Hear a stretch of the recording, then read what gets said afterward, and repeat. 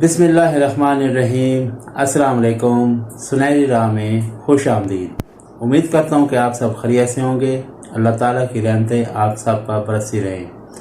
آج میں آپ کی خدمت میں جناب مولانا طارق جمیل صاحب کا بیان لے کر آیا ہوں، اسلام میں عورت کا مقام اور عظمت۔ تو چلیں آج کی ویڈیو شروع کرتے ہیں۔ الصلاۃ والسلام علی سیدنا و مولانا محمد وعلی آلہ وصحبہ اجمعین۔ انسان کے علاوہ جتنی مخلوق ہے وہ زندگی سیکھے ہوئے ہوتے ہیں، زندگی کیسے گزاریں۔ تو عرب میں عورت کو ذلیل سمجھا جاتا تھا، اور عرب نہیں پوری دنیا میں عورت کو کمتر گھٹیا سمجھا جاتا تھا۔ عرب تو زندہ ہی دفن کر دیتے تھے اپنی بچیوں کو، یا گلا گھونٹ دیتے تھے اور پھر دفن کر دیتے تھے۔ ہمارا ہندی معاشرہ ہے، اس میں بھی عورت کا کوئی مقام نہیں، وہ بیوہ ہو جائے اس کی شادی نہیں ہو سکتی، بیٹھی رہے، چاہے جوانی میں بیوہ ہو گئی بیٹھی رہے ساری زندگی، اس کا وراثت میں کوئی حصہ نہیں۔ ہندو دھرم میں بچی کی وراثت، ماں باپ مر جائیں تو ان کے پاس جو جائیداد ہے اس میں بیٹی کا کوئی حصہ نہیں۔ اٹلی میں کوئی باپ مر جاتا ہے تو اس کی پوری جائیداد صرف بڑے بیٹے کو ملتی ہے، نہ کسی اور چھوٹے بیٹے کو ملتی ہے، نہ کسی بیٹی کو ملتی ہے، نہ بیوی کو ملتی ہے، صرف بڑے بیٹے کو ملتی ہے۔ اور عرب میں بھی یہی تھا کہ عورت کی کوئی والدین کی جائیداد میں کوئی اس کا حصہ نہیں تھا۔ باپ نے شادی کی ہے ایک اور عورت سے، تو جب باپ مر جاتا تھا تو باپ کی بیوی کو بیٹا اپنی بیوی بنا لیتا تھا۔ اس سے بھی میں یہ ایک بادشاہ نے 500 بیویاں رکھی ہوتی تھی، 600 بیویاں رکھی ہوتی تھی۔ چنگیز خان کی 500 بیویاں تھیں، ابھی سوازی لینڈ کے بادشاہ کی 700 بیویاں تھیں۔ تو یہ ایک ظلم تھا، وہ 700 بیویوں کا حق کیسے ادا کرے گا؟ تو اسلام واحد دین ہے جس نے آ کر عورت کو عزت دی، مقام بخشا، کسی بھی روپ میں ہو اس کو مقام بخشا ہے۔ تمہارے گھر کی زندگی بتا رہا ہوں۔ اللہ نے شروع سے دیکھو، آدم کو مٹی کے پتلے سے بنایا، وہ پتلا 40 سال پڑا رہا ننگ، ساتھ ہوا کا بھی پتلا بنا دیتے، وہ بھی پڑی رہتی ننگ دھڑنگ، ایسا نہیں کیا۔ آدم علیہ السلام کو مٹی سے بنا کر روح ڈال کے کپڑے پہنا کے جنت میں ڈالا، اور حضرت حوا کو اس وقت پیدا کیا جب وہ سو گئے تھے، اور جب ان کی آنکھ کھلی تو ان کے ساتھ فل ڈریس میں، پورے لباس میں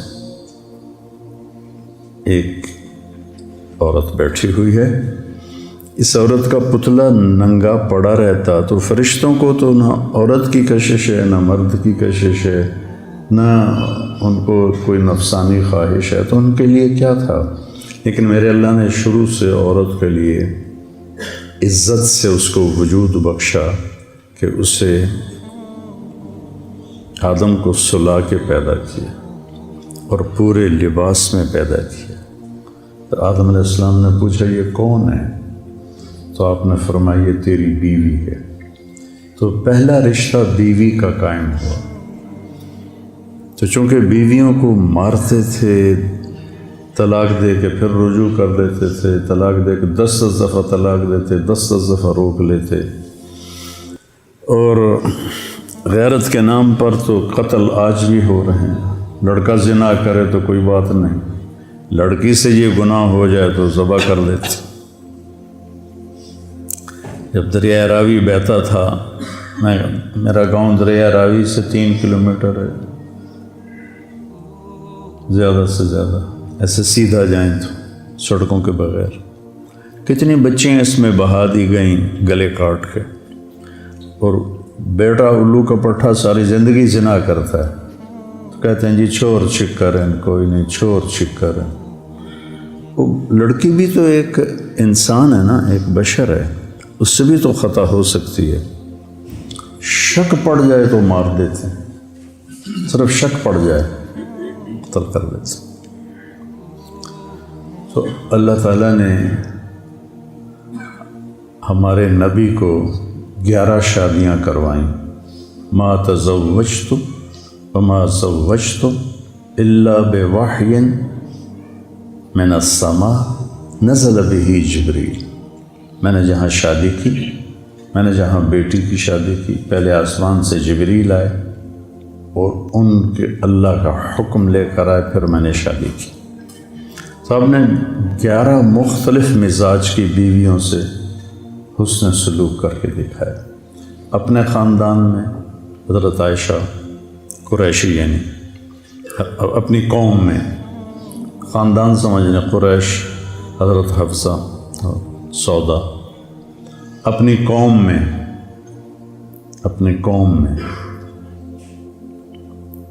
حضرت میمونہ ہلالیہ، اور اپنے رشتہ داروں میں حضرت زینب بنت جہش، عربوں سے باہر حضرت صفیہ، غیروں میں شادی کی، قوم میں شادی کی، برادری میں شادی کی، خاندان میں شادی کی۔ چھوٹی عمر سے شادی کی حضرت عائشہ، بڑی عمر سے شادی کی حضرت خدیجہ، برابر عمر میں سے شادی کی حضرت سودا۔ عمر کے لحاظ سے یہی 3 نسبتیں بنتی ہیں، چھوٹی ہو، برابر ہو، بڑی ہو۔ تو چھوٹی عمر کی حضرت عائشہ اور بڑی عمر کی حضرت خدیجہ اور برابر عمر کی حضرت سودا۔ پھر مالدار ہو حضرت خدیجہ، فقیر ہو جیسے حضرت صفیہ باندی بن کے آئیں، برابری میں ہو، مال میں برابری ہو حضرت سودا، مال میں زیادہ ہو حضرت خدیجہ۔ تو ہر قسم کے پھر مزاج میں تیزی ہو۔ بعض ازواج مطہرات کے مزاج میں بڑی تیزی تھی، اس کو بھی برداشت کی۔ تو عورت کو بیوی کی شکل میں عزت دے کے دیکھا۔ آپ جوان اب آپ نکلیں گے، شادیاں ہوں گی، ہمارا معاشرہ ہندی معاشرہ ہے، اس میں تمہارے ماں باپ تمہاری بیوی اکٹھے رہیں گے، تو بہت سی شکایات تمہاری ماں کو ہو جائیں گی، بہت سی شکایات تمہارے باپ کو ہو جائیں گی، بہت سی شکایات تمہاری بہنوں کو ہو جائیں گی، اور تم بے وقوف بن کر اپنی بیوی کو ذلیل کرنا شروع کر دو گی۔ اس لیے فقہاء نے لکھا ہے کہ اگر میں مالدار ہوں اور میری بیگم مجھ سے کہتی ہے کہ مجھے الگ گھر چاہیے، میں نے الگ رہنا ہے، تو اس کا جائز مطالبہ اس کو الگ گھر لے کے، میں نے ماں پیو کو نہیں چھوڑنا، میں نے ماں پیو کو نہیں چھوڑنا۔ ماں پیو کے قریب گھر لو، ماں پیو کی عزت تیرے ذمہ ہے اور ان کی خدمت تیرے ذمہ ہے۔ تیری بیوی کرے تو بہت اعلیٰ درجے کی بات ہے، اس کی سکت نہیں ہے کرائے پر لے کر دے، اس کی سکت نہیں ہے تو اس کو گھر میں ایک الگ ایک کمرہ، ایک ٹوائلٹ اور ایک کچن، یہ 3 چیزیں اس کو لے کے دینا اس لڑکے کے ذمہ۔ اگر اس کی بھی ہمت نہیں ہے تو پھر سارا سال روزے رکھو، تسبیح پڑھو، تبلیغ میں سال کی بجائے 3 سال لگاؤ، لیکن کسی کی بیٹی کو خراب نہ کرو۔ بیویوں کو اپنے ایک شخص آیا، صحابی ہے، یا رسول اللہ آپ کی ضیافت ہے۔ آپ نے کہا عائشہ میرے ساتھ جائے گی، کہنے لگے نہیں آپ اکیلے ہیں۔ آپ نے کہا میں نہیں آتا۔ آپ یہ جرات کر سکتے؟ اپنے دل استفت قلبک، اپنے دلوں سے پوچھو۔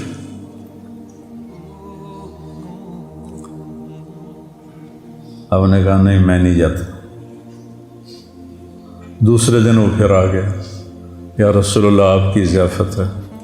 آپ نے فرمایا عائشہ میرے ساتھ جائے گی۔ میں کہا نہیں عائشہ نہیں جائے گی۔ کہ پھر میں بھی نہیں جاتا۔ یہ زندگی ہے بیٹا، یہ زندگی ہے۔ منہ ادھر کر کے اس پیشاب کرنا ہے یا ادھر کر کے پیشاب کرنا ہے، اس میں تو اتنے 3 دن تمہاری دلیلیں ختم نہیں ہوتی۔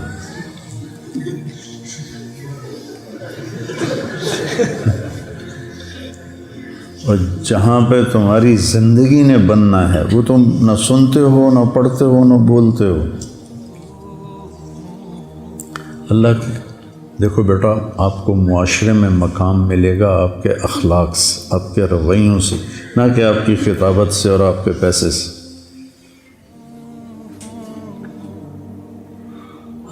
تیسرے دن وہ پھر آ گیا، کہنے لگا یا رسول اللہ آپ کی ضیافت ہے۔ آپ نے کہا عائشہ میرے ساتھ جائے گی۔ نے کہا نہیں عائشہ نہیں، عائشہ میرے ساتھ جائے گی۔ کہا اچھا چلو عائشہ کو بھی لے آؤ۔ پھر آپ گئے اس کے یہاں کھانا کھانا۔ اب یہ بیٹیوں کا معاملہ دیکھو کہ حضرت فاطمہ رضی اللہ عنہ تشریف لاتی ہیں، آپ کھڑے ہو جاتے ہیں اور آگے بڑھتے ہیں۔ اس جگہ تھا آگے بڑھتے تھے اور ہاتھ یہاں سے پکڑ کے ایسے ہاتھ کو چومتے تھے۔ پھر پہلے بیٹی کو بٹھاتے تھے، پھر خود بیٹھتے تھے۔ کبھی دائیں طرف بٹھاتے تھے، کبھی بائیں طرف بٹھاتے تھے۔ آپ چارپائی پہ بیٹھے ہیں، آپ زمین پہ بیٹھے ہیں، آپ ایک چھوٹی سی کرسی بھی تھی آپ کے کمرے میں، آپ اس کرسی پر بیٹھے ہیں۔ جو ہی فاطمہ رضی اللہ عنہ تشریف لاتی آپ کھڑے ہو جاتے اور ان کو آگے بڑھ کے ان کو استقبال کرتے۔ تو اس سے بیٹی کا دل کتنا بڑا ہو جاتا ہو۔ میری بیٹیاں جڑواں ہیں، ایک لاہور میں ایک یہاں ہے۔ تو جب وہ آتی ہیں تو میں ان کے لیے کھڑا ہو جاتا ہوں، میرے سر میں درد نہ ہو اور تکلیف نہ ہو، کھڑا ہو جاتا ہوں، ان کا ہاتھ پکڑتا ہوں، ان کو پیار کرتا ہوں، پھر ان کو بٹھاتا ہوں کہ اس سے میری بچیوں کا دل اتنا بڑا ہو جاتا۔ یہ وہ کام ہے جن کے کرنے سے آپ بڑے آدمی بنیں۔ جب اللہ تمہیں قبول کرے گا تمہیں بولنا بھی سکھا دے گا۔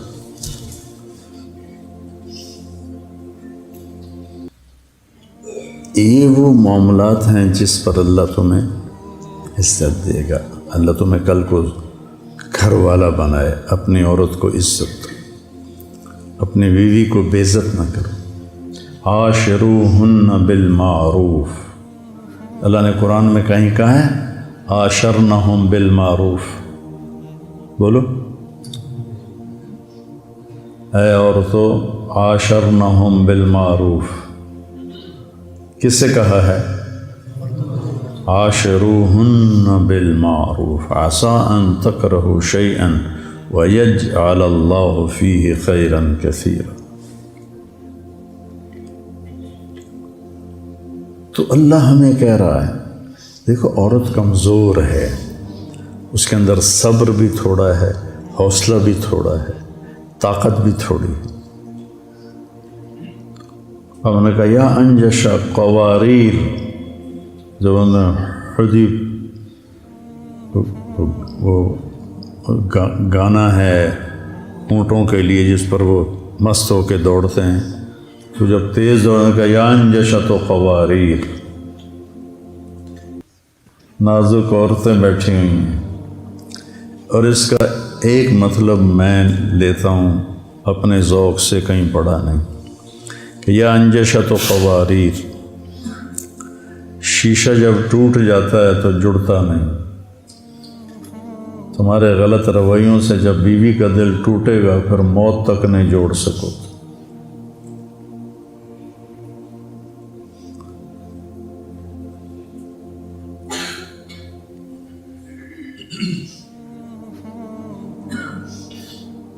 صدع شیشہ کے توڑنے کو کہتے ہیں، کسرا ہر چیز کے توڑنے کو کہتے ہیں۔ استعمال شیشے پر بھی ہو جاتا ہے، لیکن صدع اس توڑنے کو کہتے ہیں جو جڑ نہ سکے۔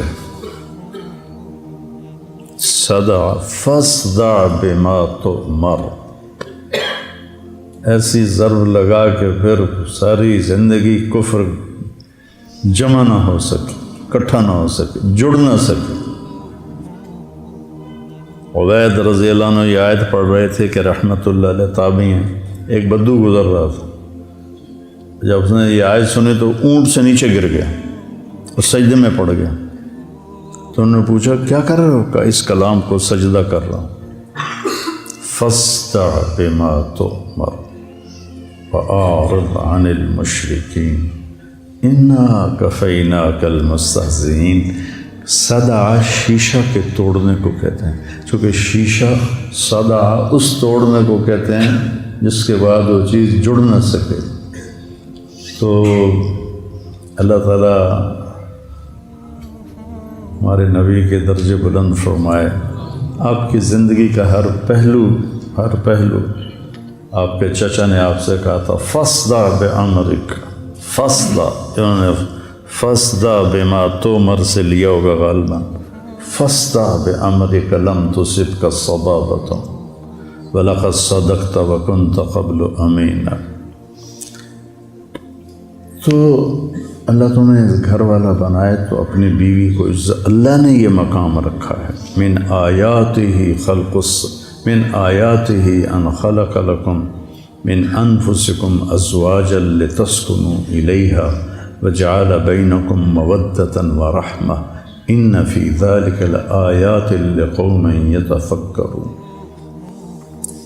کسی رشتے کو اللہ نے یہ نہیں کہا کہ یہ میری نشانی ہے، خامد اور بیوی کے رشتے کا میری نشانی ہے۔ کسی رشتے میں محبت اور ہمدردی کو نہیں ڈالا، اس رشتے میں محبت اور ہمدردی کو ڈالا۔ ہمارے ایک سید بھائی شریف صاحب کشتی والے، ان کی بیوی فوت ہو گئیں تو میرے بڑے دو مہربان تھے، بزرگ تھے میرے لیے، تو وہ تو کہنے لگے مولانا ہم رائمنڈ سے جوڑ سے آ رہے تھے تو راستے میں ٹائر پنچر ہو گیا گاڑی کا، بس کا، تو سارے ساتھی پریشان، جلدی کرو جلدی کرو جلدی کرو جلدی ٹائر بدلو۔ کہ میں آرام نال بیٹھا سی، میں کہ میں کدے کول جانا، کدا نال ہی جانا جا کے، بیوی نہیں تھی، دیواروں کے ساتھ ہی بیٹھنا ہے جا کے، مجھے جلدی کیا ہے، مجھے کوئی جلدی نہیں۔ یہ بہت اعلیٰ رشتہ ہے۔ پھر یہ بیٹی کا رشتہ آپ کے سامنے ہے۔ بیٹیوں پر ایک بڑا ظلم ہے بر صغیر میں، انڈو پاک میں، کہ بیٹیوں کو وراثت نہیں ملتی۔ معذرت کے ساتھ پٹھان بالکل نہیں دیتے۔ پنجابیوں میں اب پھر بھی کچھ رواج ہے کہ دیتے ہیں۔ ضلع خانے وال میں میرے باپ پہلے شخص تھے جنہوں نے 60 کی دہائی میں اپنی بیٹیوں کے نام زمین کروائی، تو میرے تایا لڑ پڑے اپنے بھائی سے، دھیاں نو ساڈے گل پاؤں ہیں، دھیاں نو ساڈے گل پاؤں ہیں، ہوں ساڈے کولوں ہی زمیناں منگ سن۔ اور تصور کیا تھا ذمہ داروں کا؟ ساڈی بھوئیں زمین کو کہتے، ساڈی بھوئیں جیوائی دے بوئے تے لگی جاوے، کیوں؟ ہماری زمین داماد کے پاس چلی جائے، کیوں؟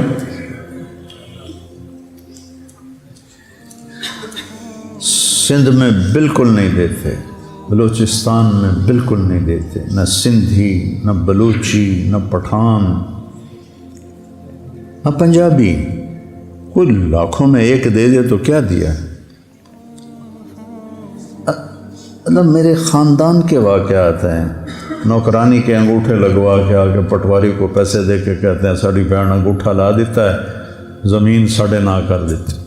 آگے پٹواری بھی پیسے لے کے بیٹھا ہوتا ہوں، جی بالکل ٹھیک ہے، رل دیں۔ بڑا ظلم ہے۔ شہروں کا بھی یہی حال ہے۔ جہیز کے بعد کہتے ہیں تینوں دے چھڑی ہر شے، بس بھائی نہیں دیتے، قابض ہو جاتے۔ یہ جو رد عمل آتا ہے جب ظلم ہوتا ہے۔ تو اللہ تعالیٰ آپ کے والدین کی عمر دراز کرے۔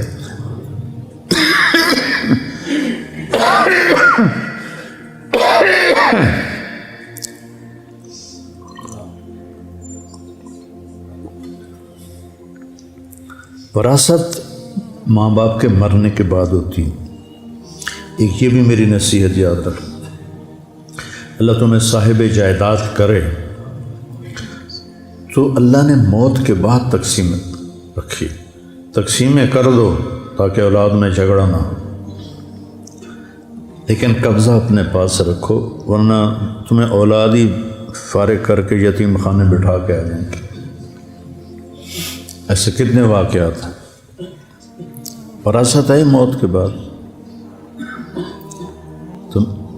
تو ہمارے ہاں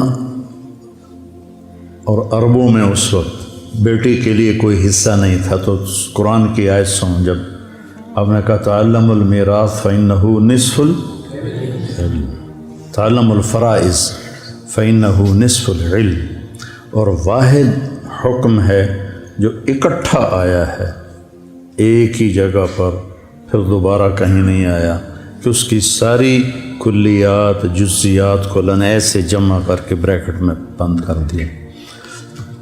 اب آپ دیکھو کہ لڑکی کو تو حصہ ملتا نہیں، حصہ ملتا ہے لڑکے کو، تو ہونا چاہیے تھا للانثی مثل نصف حظ الذکر، چونکہ لڑکوں کو ملنا معروف ہے، ٹھیک ہے، اور لڑکی کو دیتا کوئی نہیں، اس لحاظ سے قرآن کہتا للانثی مثل حظ نصف الذکر، لیکن قرآن نے سوال اٹھایا جیسے لڑکوں کی جائیداد میں کوئی حصہ ہی کوئی نہیں، تو اس لفظ اس آیت سے ایک سوال پیدا ہوتا ہے کہ لڑکے کا جائیداد میں حصہ ہے، سبحان اللہ، لڑکے کا جائیداد میں حصہ ہے۔ اب قرآن کا اسلوب دیکھو کہ کیا خوبصورت انداز میں اللہ نے بیٹی کی عظمت کو اور اس کی حیثیت کو قائم کیا کہ کیا لڑکے کا قرآن میں وراثت میں حصہ ہے، تو اللہ کہتا ہے، کہ اللہ کتنا ہے، کہ جتنا دو لڑکیوں کا ہے اتنا ایک ہے، للذکر مثل حظ الانثیین، سبحان اللہ، کیا کمال۔ ہاں بھائی لڑکوں کو بھی دے دو، لڑکیوں کا تو ہے ہی، سمجھ رہے ہو، بیٹی کا تو حصہ ہے ہی، جتنا دو بیٹیوں کا حصہ ہے اتنا ایک بیٹے کو دے دو، اور ادھر انگوٹھے لگوا کے اپنے نام کرا دیتے۔ کتنے بھائیوں نے بہنوں کو قتل کر دیا جائیداد کے پیچھے۔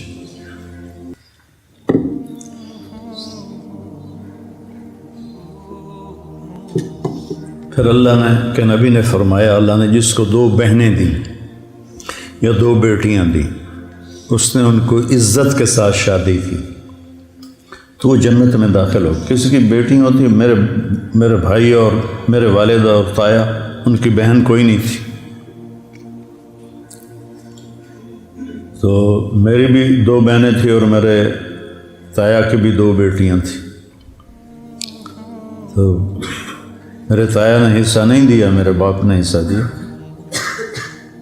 وہ اپنے اس معاشرت سے مجبور ہو گئے، میرے باپ مولانا احمد علی لاہوری رحمۃ اللہ علیہ سے بیعت ہو گئے تھے، پہلے پرویزی تھے، بہت بڑے خطیب تھے، فارسی اردو کے بڑے ماہر تھے، 1944 میں BA کیا تھا، تو باقی سارا ان پڑھ ماحول تھا، پتہ نہیں میرے دادے نو کتوں خیال آیا کہ میں پتر پڑھاونا،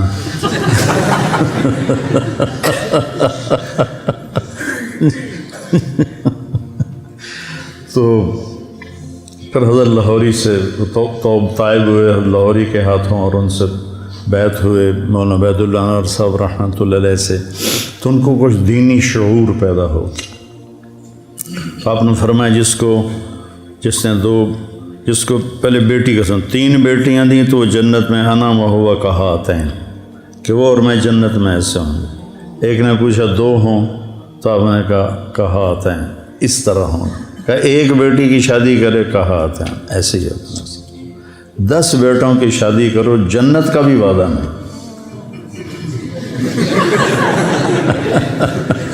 10 بیٹوں کی شادی کرو، جنت کا بھی وعدہ نہیں ہے۔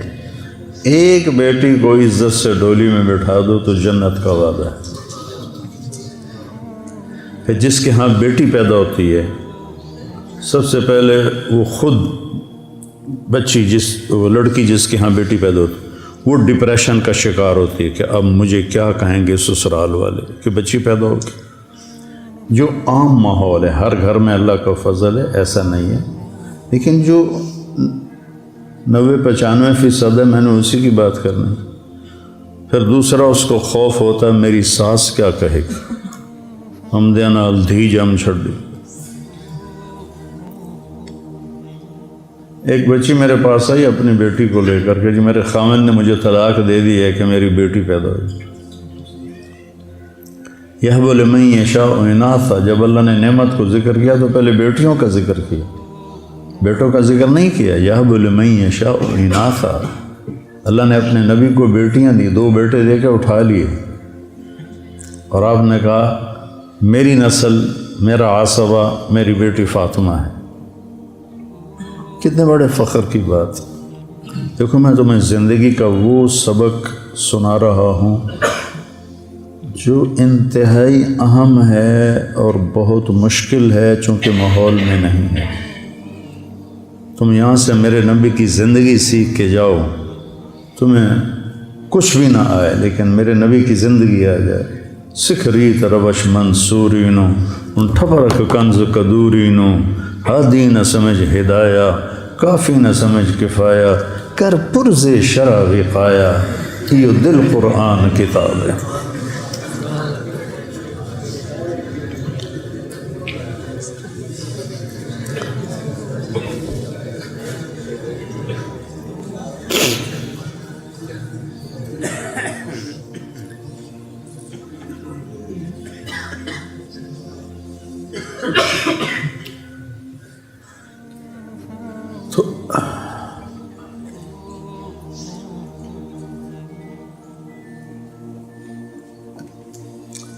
تو بہنوں کو والدین اللہ سب کی عمر لمبی کرے، ہمارے چلے گئے، ہر ایک کے چلے جاتے ہیں، وہ چلے جائیں تو ان کو ناپ تول کے والد اور والدہ کی وراثت میں سے حصہ دینا۔ یہ تو چوری بن جاتی ہے۔ اب چور ہے وہ بندہ جس نے بہنوں کا حصہ چرایا ہوا ہے۔ مولانا جمشید صاحب رحمۃ اللہ علیہ کے پاس شہد کی ایک بوتل لے کر گیا، 10 روپے کی بوتل آتی تھی شہد کی اس وقت، اور وہ شہد مفت تھا، میں نے اپنے باغ سے اتارا تھا، تو میں نے آ کے پیش کیا، کہنے لگے کہاں سے لائے ہو؟ میں نے کہا جی میرے اپنے باغ کا ہے۔ مجھ سے کہنے لگے تمہارے باپ نے اپنی بہنوں کو زمین میں سے حصہ دیا تھا؟ رجال صدقوا ما عاهدوا الله علیہ فمنهم من قضى نحبه ومنهم من ينتظر وما بدلوا تبدیلا۔ تیرے باپ نے اپنی بہنوں کو حصہ دیا تھا وراثت میں سے باپ کی؟ میں نے کہا جی الحمدللہ میرے باپ کی بہن ہی کوئی نہیں تھی۔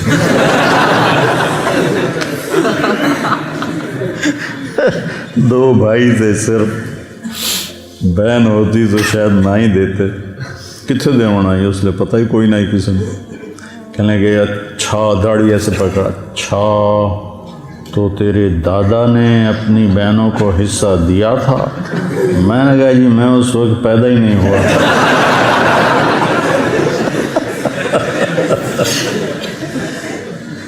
تو پھر اگلی سنو، یہ صرف شہد ہدیہ ہے یا بوتل بھی ہدیہ ہے؟ میں نے کہا جی بوتل سمیت شہد ہدیہ ہے، پھر رکھوائے، یہ رجال آخرت ہوتے ہیں۔ مجھے تو ایک سبق مل گیا، اگر آپ زندگی سیکھ لیں اور میرے نبی کے ذکر کو مضبوط پکڑیں، میرے نبی کی صبح و شام، میں کوئی ذکر نہیں کرتا، سوائے صبح شام کی دعائیں وہ میں نے یاد کی تھیں 74 سے لے کر آج تک پڑھ رہا ہوں۔ صبح کی دعائیں، شام کی دعائیں، سوائے بیماری کی۔ مسنون اذکار، تسبیحات اور موقع موقع پر جو میرے نبی نے کیا میں ویسے کرتا ہوں۔ جیسا آپ نے کیا اپنے 24 گھنٹے کی زندگی میں ویسا کرنے کی میں کوشش کرتا ہوں۔ اتنا اگر آپ نے کر لیا ہے تو آپ کا ذکر مکمل ہے اور اس میں نور نبوت ہے۔ باقی یہ زندگی سیکھو، اپنے بہنوئیوں کو عزت دو،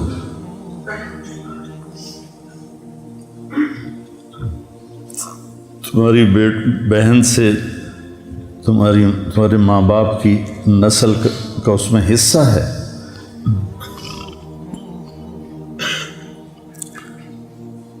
اور ماں بن جائے تو اللہ کہتا ہے قدموں تلے جنت ہے۔ ایک صحابی آئے، ارید ان اجاہد، میں جہاد کرنا چاہتا ہوں۔ احی والدک، ماں باپ زندہ ہیں؟ کہا جی، کفیہ ففیہ ما فجاہد، جب ماں باپ کی خدمت کرتے رہے یہی جہاد ہے۔ اب جہاد کے سفر میں تھے، ایک نوجوان بڑا خوبصورت بکریاں چرا رہا تھا۔ حضرت عمر کہنے لگے کہ کبھی یہ جہاد میں ہوتا تو آپ نے کہا عمر تو نے تو جہاد کو بڑا مختصر کر دیا، بہت تنگ کر دیا۔ انہوں نے کہا بیٹا ادھر آؤ، کیا کرتے ہو، تمہاری کوئی ذمہ داری ہے؟ کہا جی میری ایک بوڑھی ماں ہے، اس کی خدمت کرتا ہوں، یہ بکریاں چراتا ہوں۔ کہا جا تو جہاد کر رہا ہے۔ حضرت ابو ہریرہ نے مسجد میں جہاد کی تیاری کے لیے جماعت بن رہی تھی، وہ گھر آئے اور ہتھیار اٹھائے۔ ماں نے کہا کدھر جا رہے ہو؟ کہا میں جہاد پہ جا رہا ہوں۔ کہ میں اکیلی ہوں، میرا کوئی بھی نہیں، تو جہاد پہ جا رہا ہے؟ کہا نہیں، میں نے بڑی ترغیب سنی، میں جا رہا ہوں۔ تو ماں نے کہا تجھے میرے دودھ کا واسطہ، یہ ماؤں کا ایک ہتھیار ہوتا ہے نا، تجھے میرے دودھ کا واسطہ نہ جا۔ کہا نہیں میں نے جانا ہے۔ تو ان کے پہنچنے سے پہلے انہوں نے پیغام بھجوا دیا اللہ کے نبی کو۔ جب ابو ہریرہ ہتھیار سجا کر آئے تو آپ نے ان کو دیکھ کر یوں منہ پھیر لی، اور یہ آپ کی پکی نشانی تھی کہ جب آپ کسی پہ ناراض ہوتے تھے تو اس کو دیکھ کر یوں منہ پھیر لیتے۔ ہماری ناراضگی ہوتی ہے اگلے دے ایک واری تک کھل لا دیو۔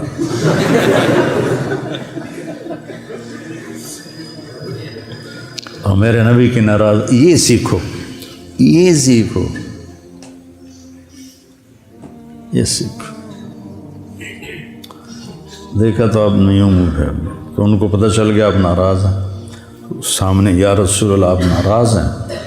اس وقت آپ غصے میں بولے تیری ماں نے تجھے دودھ کا واسطہ دیا، تو پھر اسے چھوڑ کے آ گئے، واپس چلا جا، مجھے تیرے جہاد کی کوئی ضرورت نہیں۔ حضرت علقمہ کی بیوی نے پیغام بھجوایا کہ علقمہ سکرات میں ہیں، کلمہ نہیں پڑھا جا رہا۔ ہمارے نبی تیزی سے گئے، دیکھا تو آگے وہ صحابی یہاں گنہگار سے گنہگار لوگ، ایک اداکار تھا، ہر عیب اس میں تھا، ہر عیب، ہر برائی، اور ڈرامہ کرتے ہوئے ہارٹ اٹیک ہوا سٹیج پر، کتنی بری اور غفلت کی جگہ پر، اور وہ گرا تو نے کہا لا الہ الا اللہ محمد رسول اللہ، اور اس کو اٹھا کے پیچھے لے گئے، اور وہ کلمے کو اعلان کر رہا تھا، اور پڑھتے پڑھتے انتقال ہو گیا۔ من کان آخر کلامہ لا الہ الا اللہ، بولو۔ یہ صحابیوں کے کلمہ نہیں پڑھا جا رہا، تو آپ تشریف لائے، آپ نے کہا قل لا الہ الا اللہ، کہ لا اقدر، نہیں پڑھا جاتا۔ پھر آپ نے پوچھا کون زندہ ہے اس کے ماں باپ میں؟ کہا یہ والدہ زندہ ہے۔ ناراض ہے؟ کہاں؟ تو آپ نے پیغام بھیجا ام علقمہ میں آ جاؤں کہ تم آتی ہو؟ کہا جی میں آ جاتی ہوں۔ وہ آئیں تو آپ نے کہا علقمہ سے ناراض ہو؟ اب یہ دھیان سے سننا۔ کہا جی ناراض ہوں۔ کیوں ناراض ہو؟ کہا یا رسول اللہ اس کے دین کا گلہ کوئی نہیں ہے، بہت نیک ہے، راتوں کو اٹھ کر نمازیں پڑھتا ہے، دن میں روزے رکھتا ہے، قرآن کی تلاوت کرتا ہے، میری ناراضگی ہے کہ مجھ سے بدتمیزی سے بات کرتا ہے۔ بدتمیزی سے بات کرتے، صرف بدتمیزی سے بات کرنے پر کلمہ صحابی کا رک گیا، باقی ماؤں کو دھکے دے کر کہاں سے نجات پائیں گے؟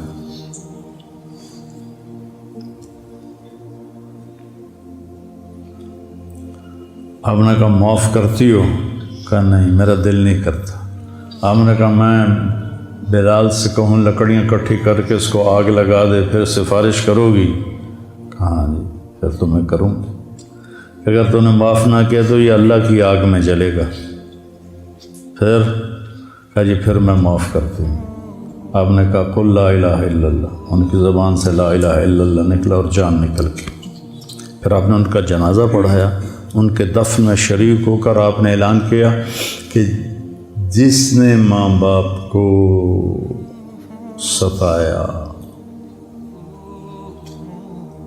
من عق والدیہ فعلیہ لعنۃ اللہ والملائکۃ والناس اجمعین لا تقبل صلاتہ ولا صیامہ ولا صدقتہ۔ پھر آپ نے قبر پہ کھڑے ہو کر کہا جس نے ماں باپ کی پر زیادتی کی سخت تو ان پر اللہ کی لعنت، فرشتوں کی لعنت، انسانوں زمین آسمان کی لعنت، اور نہ اس کی نماز قبول ہے، نہ روزہ قبول ہے، نہ صدقہ قبول ہے، اور کہیں حج بھی آتا۔ تو اللہ نے ماں کو کیا مقام بخشا۔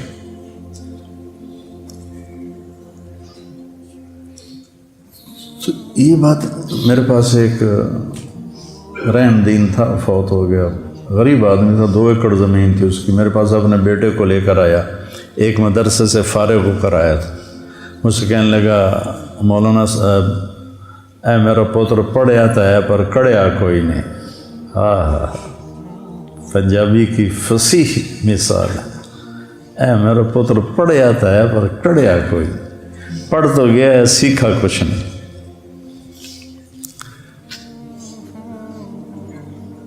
یہ جو بھینس کا بچہ ہوتا ہے نا، اس کو ہماری زبان میں کہتے ہیں گڑاپ۔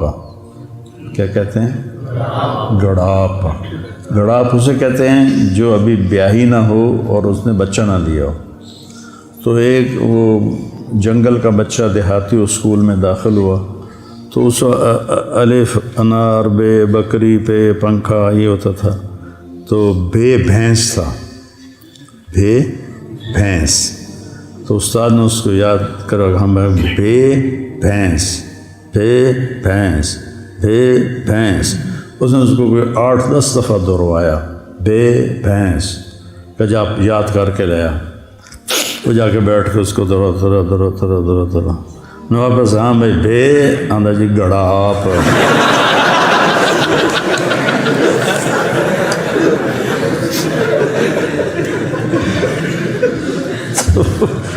تم لوگ پڑھتے ہو پر کرتے نہیں، وہی گڑاپ پہ ہی اڑے رہتے ہو۔ تو اپنی ماؤں کو عزت دو۔ جب آپ گھروں میں جاؤ اپنی ماں کے کپڑے دھوو، اپنے باپ کے کپڑے دھوو، گھر میں جھاڑو دو، ان کے کپڑے صاف کرو، ان کے لیے کھانا بناؤ، چائے بناؤ، ان کے اندر سے دعائیں۔ جب میں تبلیغ میں لگ گیا تو پہلے تو میں گستاخ تھا، ماں باپ کا گستاخ تھا، میں تنگ کرتا تھا۔ تو اللہ نے تبلیغ میں لگایا تو اس کے بعد پھر میں اپنے والد کو، جب میں چھٹیوں میں آتا، سال میں 1 دفعہ آنا ہوتا تھا، ان کو دباتا، تیل لگاتا۔ نوکر نے تو ایسے ایسے کرنا ہوتا تھا، میں بیٹا میں دل سے دباتا تھا۔ تو میرے باپ کو عادت تھی دبوانے، ان کو تیل لگاتا تو بڑے خوش ہوتے اور ایک جملہ بولتے، پتر میریاں اکھیاں تو نہیں ویکھنا پر تو ویکھی ایک دیں اللہ تینوں بہوں عزت دیس۔ پتر میریاں اکھیاں تو نہیں ویکھنا ایک دن ویکھی اللہ تینوں بہوں عزت دیس۔ 88 میں ان کا انتقال ہوا۔ تو میرے نبی نے عورت کے مقام کو اس لیے اجاگر کیا، اللہ نے اجاگر کیا کہ قدر کوئی نہیں تھی۔ لا تقل لهما اف ولا تنهرهما وقل لهما قولا كريما واخفض لهما جناح الذل من الرحمة وقل رب ارحمهما كما ربياني صغيرا۔ ربکم اعلم بما فی نفوسکم ان تکونوا صالحین فانہ کان للأوابین غفورا۔ وہ اپنا حق ایک ہے، وقضى ربک الا تعبدوا الا ایاہ، تیرے رب کا فیصلہ ہے کہ شرک نہیں کرنا، صرف اللہ کی عبادت۔ وبالوالدین احسانا اما یبلغن عندک الکبر احدہما او کلاہما فلا تقل لہما اف ولا تنہرہما وقل لہما قولا کریما واخفض لہما جناح الذل من الرحمہ وقل رب ارحمہما کما ربیانی صغیرا ربکم اعلم بما فی نفوسکم ان تکونوا صالحین فانہ کان للأوابین غفورا۔ یہ اتنا لمبا کلام، اپنے لیے ایک جملہ، ماں باپ کے لیے اتنے لمبے، اور خاص طور پر ماں کے لیے۔ من ابر یا رسول اللہ، کس کی خدمت کروں؟ کا امک، ماں کی۔ کہا جی پھر؟ کہا ماں کی۔ کہا جی پھر؟ کہا ماں کی۔ کہا جی پھر؟ کہا باپ کی۔